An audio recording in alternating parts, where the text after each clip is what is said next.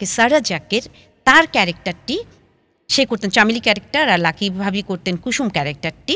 তো সারা ভাবে পরে আমাকে তার ক্যারেক্টারটা আরেকটু স্ট্রং, একই তিনজনের সমানই অলমোস্ট, তার ক্যারেক্টারটি আমাকে উনি দিয়েছেন। তো লাকি ভাবির প্রতি আমি কৃতজ্ঞ এই কারণে যে লাকি ভাবি আমার কথা ভেবেছেন, অর্থাৎ আমার ভেতরে কিছু আছে, আমি পারবো এটা উনি বুঝতে পেরেছেন, অথচ ওনার সাথে আমার কোনো কথা হয়নি।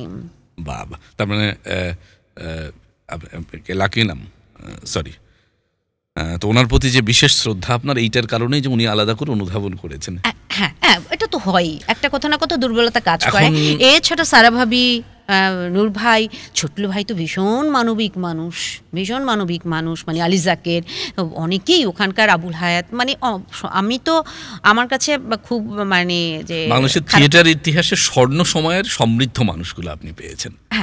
আমি যদি ভুল না বলে থাকি, যাদেরকে এক একজনকে এক একটি প্রতিষ্ঠান আপনি বলতে পারেন, তাদের পাশে থেকে তাদের সাথে কাজ করেছি, তাদের কাজ দেখার সুযোগ পেয়েছি, সেটি আমার জীবনের বড় অর্জন। 5 বছর কাজ করিনি তো কি হয়েছে, আমি তো সমৃদ্ধ হয়েছি।